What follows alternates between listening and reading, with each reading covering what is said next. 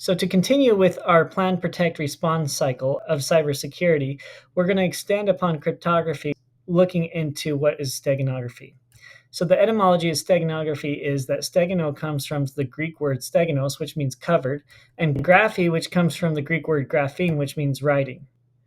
So what is steganography? It is the art and science of writing hidden messages. I have a banana and a pin here because with my kid, I would put pinpricks into the banana and put it in his lunch, and you wouldn't notice anything wrong with the banana until you take it out a couple hours later, where it starts to brown around the edges where the pin was pricked. And so he saw the message that I love you embedded into the banana.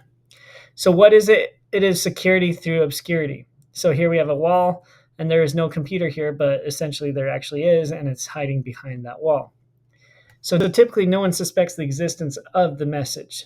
So what is the difference between cryptography and steganography? Well, cryptography is just going to render the message unintelligible. For example, I take that XLS document and I encrypt it so that no one can read what was embedded inside of that XLS document.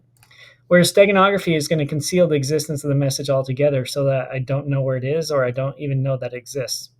So a selected history of steganography is that in 440 BC, Hystiosis shaved the head of his most trusted slave and tattooed messages on his head. Then what he would do is let the hair on the slave grow out, and then he would send these slaves to instigate a revolt against the Persians. So the people that received the message would just shave the head of the slaves and be able to see these messages.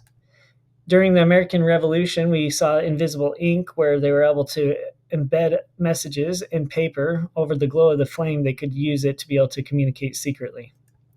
During World War I and II, we had microdots. German spies used invisible ink to print very small dots on letters, and these microdots were blocks of text or images scaled down to the size of a regular dot. So it looked like a period or it looked like an eye, but they could use these magnifying glasses to be able to actually see the text or images that made up these microdots.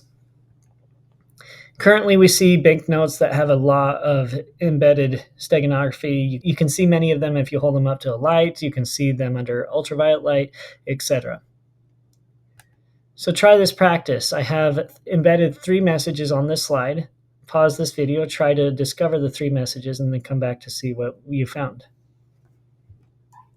All right, welcome back. So we're going to show you the 3 hidden messages. The first one is actually hidden right here as white text. If I change it to red, you'll be able to see the message that's hidden there. The second one is this panel that's right here. I can just move it to the side and you can see the state of Nebraska is revealed.